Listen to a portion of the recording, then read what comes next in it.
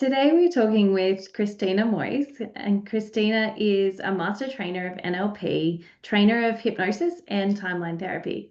She's helped thousands of people transform their lives by guiding them in expressing their authentic self. She's working especially with women, teaching them how to become self-confident in their career and lives so they can get to create the life they truly enjoy and love. Also, she's assisting children to improve self esteem, grow their emotional intelligence, overall performance, and courage to be who they want to be. She loves exploring new places with her kids, who are the reason she got into NLP in the first place, which is to be a better mum. She loves reading sci fi books. Dune is her favorite series, and she's interpreting it through the lens of NLP. This is Cristina. This year, Cristina will be presenting at the American Board of Hypnotherapy NLP conference in a panel discussion with other NLP and hypnotherapy professionals discussing topics related to NLP coaching and hypnosis with children. So welcome, Cristina. Hey, Tara. Thank you for inviting me. You're welcome. So can you share a little bit about how becoming a mother led you into the world of NLP and hypnotherapy? Yeah, absolutely. So remember, I'm sure you've been there yourself before having kids or as soon as you have kids. All women imagine all the ways in which they'll educate their kids, how they're going to be the perfect mom, how everything is going to be so wonderful, and they're going to be a much better mom than their mom was, right? For them. And then a reality hits, and it's a pretty harsh reality when oftentimes we find ourselves overwhelmed with a lot of things that we need to do, overwhelmed with emotions, and we're not fully present. And to be honest, the idea I had of an education back then was that, hey, I have to teach my kids, I have to tell them to do stuff, and then they just have to do the stuff, the things that I tell them to do. And this is the kind of education that was my idea of an education back then. But then I realized the more I was trying to format my kids and to have them fit into some mold or some expectations having, which were there implanted, and as we all know, by now, it's part of values, it's part of our own education as well. Then we face some resistance and there is a clash, and the more we're trying to make them fit into those molds, actually the resistance from their side. And there is a lot of anger, there's a lot of frustration. As a mom, there's a lot of energy that's being consumed, and I was there frustrated with myself because I didn't want to take my kids through that. That was not a viable educational model. So I realized that actually the only person that I can change, and I need to change something about myself, the way I do things, the way I see things. And this is how I came across NLP and hypnosis, actually. I came across an article where the author was explaining how working directly with your own unconscious mind allows you to change patterns and to overcome, negative emotions. And this is how I got into NLP, and I'm really thankful for that because as a result of that, my whole relationship dynamic with my kids changed. Mhm.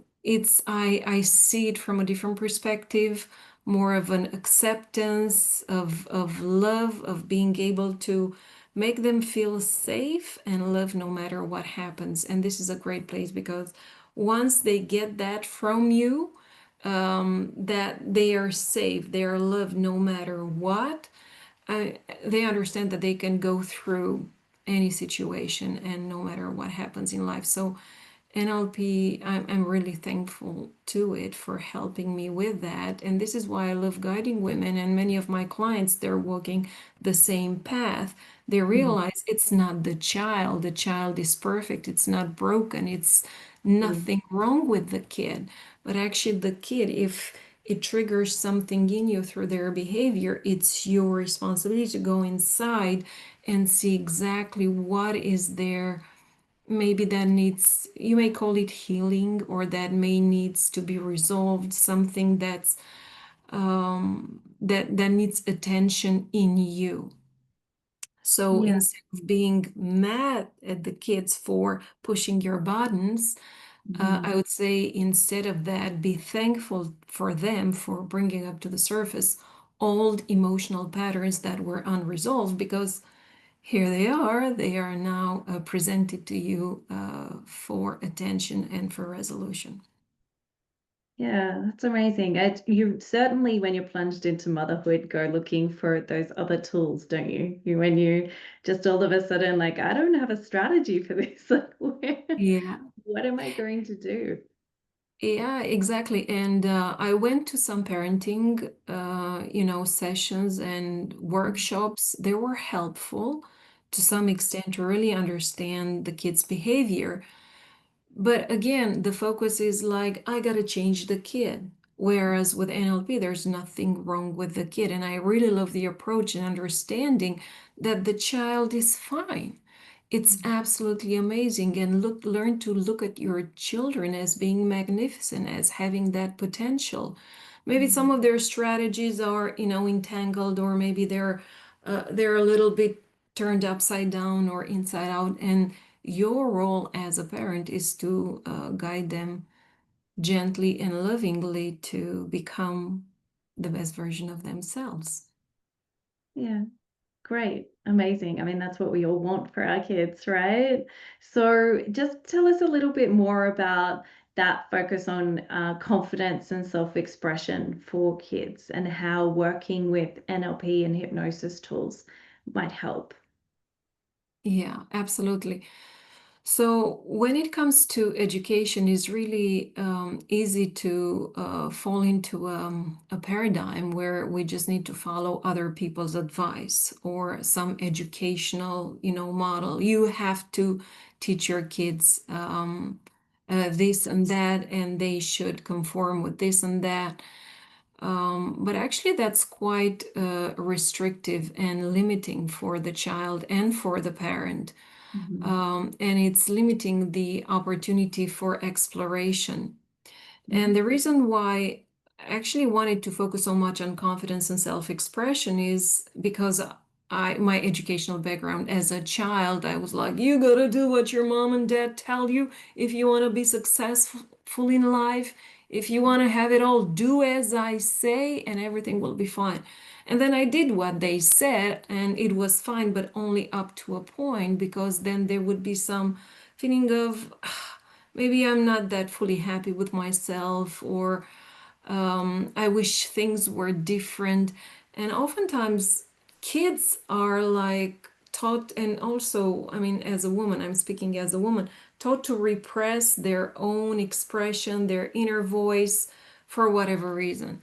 And this is why it's become my mission to actually help people, help kids express their voice. There's nothing, people oftentimes they over criticize themselves and they judge themselves so harshly, like, oh, you've done good or you've done bad, you've done so poorly, you shouldn't have said this. But it came to me, I could not help it.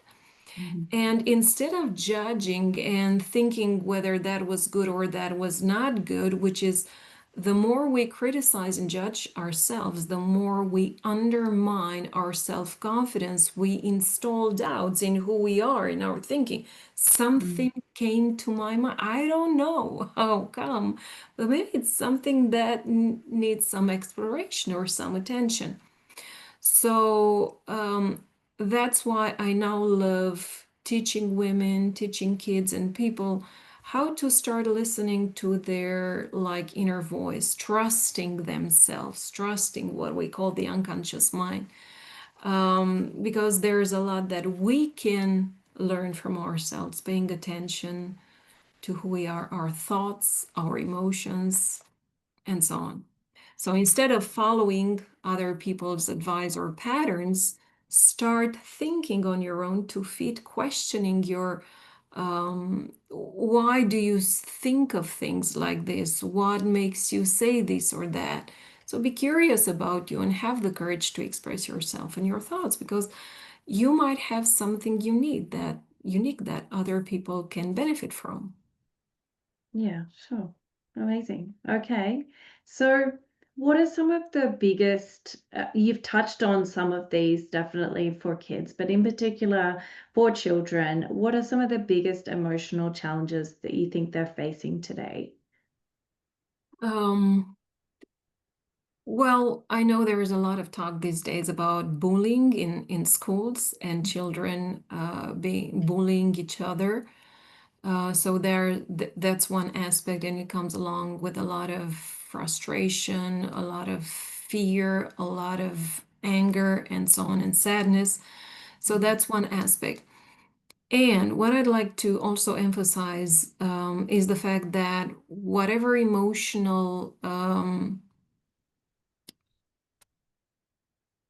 charge kids go through, and they go through a lot, it has a lot to do with what's happening on the home front.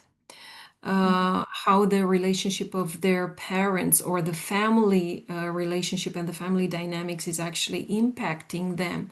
Because when they come to school, they're already in emotional overload. Hey, my parents, they're going through this divorce, they're separated. I wish they weren't. I wish that they could find a way to get together. And all that emotional burden and overwhelm, it's actually impacting and affecting their school performance, their relationship with other kids. I've seen so many kids going through this, and they have the tendency to feel more isolated from the other children, and taking on a lot more responsibility than they ought to. mm, Also, are parents spending quality time or not with their kids? Because oftentimes, if the dad or the mom is not available to play with them, even if it's just for 10-15 minutes, some quality time with them so that they get the attention, the mm, love they need. And if they don't get that, they are upset. In school, they attract, funny enough, they attract a lot of situation that's pressing their buttons even more. So it's very interesting to look at their emotional experience and what they feel, not only in the context of the school, but in the larger context of life, what's happening in the front, at home, what's happening in school with the teachers.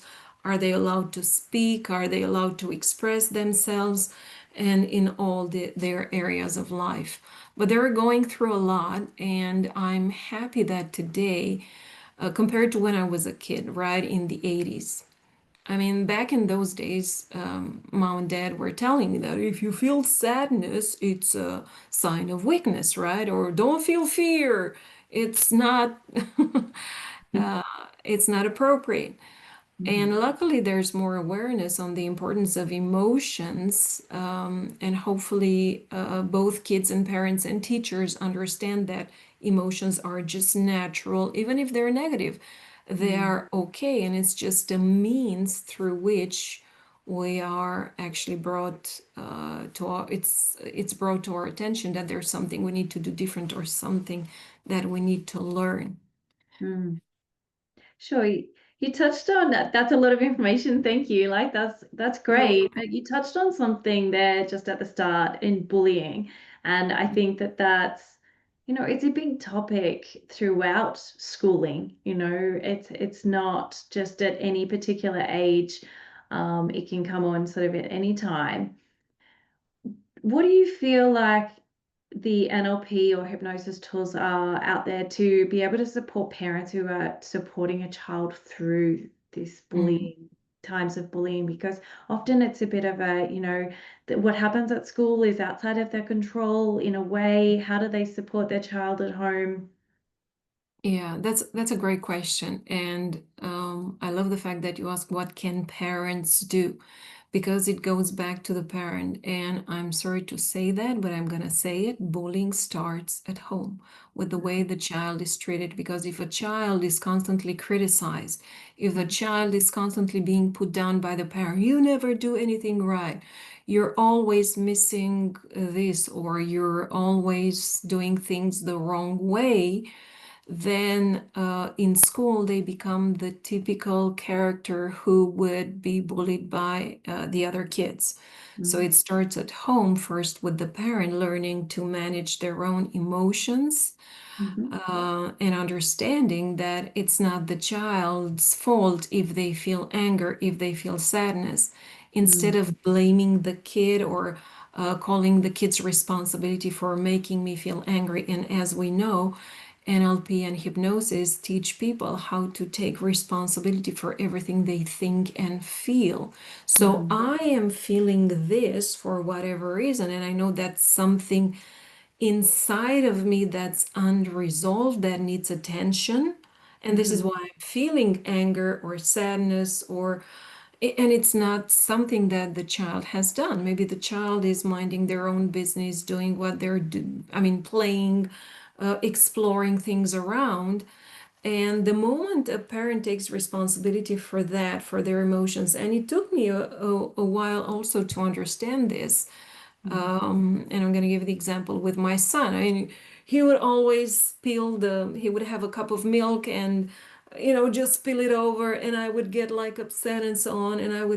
And then I would say, I'm sorry, it was not about you. It was something unresolved in me. And just explaining him, walking him through the process of actually what happened, why I reacted that way, that actually stayed with him, and he's now replicating and understanding a lot better how what he's feeling and thinking, instead of just having a knee-jerk kind of reaction. So it starts at home with parents understanding their own emotions and allowing themselves to feel them, and mhm, also to extract the learnings, the wisdom. There's something that the negative emotions come to teach us. And mhm, then once the child learns that at home, because children learn through modeling, they watch you, they see you doing things, and they're going to do what they see you do. They're not going to do what you tell them to do, but they always do what they see you do. And this is mhm, how it all starts. And once the child gets that confidence, I can stand on my own 2 feet, I can stand up for myself no mhm, matter what. I'm unshakable. I'm no matter what happens in the external environment, I can be me. Other kids, they can do whatever things they do. It's not about me, it's them. Then it becomes a whole different story, a much more empowering, attitude for the child to step up for themselves and be themselves. Yeah, absolutely. And it's a vastly different view to what is generally taken across society regarding bullying. But, really, there's so much potential for change, you know, Absolutely. and change not only in the environment that they're going through at school with that bullying, but in their whole life, to Yeah, be able to change those beliefs for someone to carry that forward. Imagine how much more potential they have to, really take themselves to where they want to go. absolutely. Yeah, okay, great. So you'll be joining the panel at the conference discussing NLP and hypnosis with children. So why is it important for coaches and trainers to understand how to work with younger clients? I think it's very important to understand how to work with children. It's not dramatically different or radically different Mhm. than working with, I mean, kids. They're not different species. It's just we've been kids, right? Some Yeah. years ago, we've been there. We know how it's like. So, putting yourself in their shoes as a coach or as a hypnotherapist helps a great way. Then you have to make it fun for them. Remember, kids, they're just little unconscious minds roaming around, so they love stories. You got to make, fun games, ask them about their favorite characters in the movies or what they love playing with, and utilize that as you're working with them. And also, what I noticed, because I've been working with kids who were as young as 2 until 12, 13 years old. And the thing is that the smaller the child, 2, 3, 4, 5 years old, the more I would do hypnosis with them and use a lot of, positive reinforcements and suggestions for the unconscious minds and help them with the emotions because they're like little tiny bodies and there's this huge emotion all of a sudden and they don't know what to do with it, and the mom and the dad and people around them, they tell them what to do consciously, and yet they feel that intense feeling and it's quite overwhelming. So teaching them how to recognize those emotions, name them exactly what is it that they're feeling, help them empty out. It's very helpful. Also, what I noticed, just like when you had, I'm sure you remember, Tara, when your kids were like small babies, and like from one day to another, one week to another, you would see like huge shifts, and you notice how different, they can be in such short amount of time.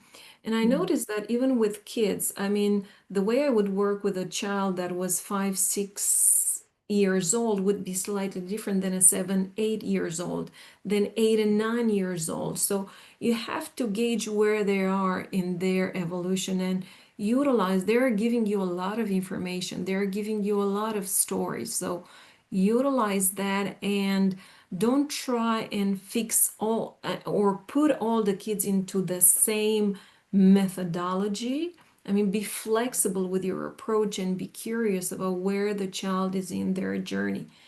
Because they're not growing, they're not all the same, they're having different needs, different values, different environments. So honor that and utilize that in your working with kids. But hypnosis is definitely one of the main modalities I've been using, especially with kids before 6 years old, 7. And then and emotional mastery, emotional recognition, what you feel. Mhm. And then more NLP questioning, teaching them rapport, teaching them a lot of other things like sensory acuity in a fun way Yeah, for awesome. them. How Yeah, to solve conflicts with other kids, and different sure. activities as well. Yeah, yeah, no, that's really beautiful how that can all come together to work with such a, wide range of ages. And as you said, treat every kid differently or each child, because we don't do that with adults, do we? When they come in to see us with a problem, we, talk about it and we see what their needs are. And exactly the way you said that for a child, Yeah. is exactly the same. So, I think that's great. You've given us so much information in there, and I am sure that you have so much more to give. So, would encourage everyone to come along to our ABH Hypnosis Conference in September and see Cristina on the panel with a couple of others talking about working with children with NLP and hypnosis, because she has much more wisdom there to share with us, I'm sure. Thanks, Cristina, for talking with us. Thank you, Tara, and looking forward to seeing everyone at the Hypnosis Conference in September.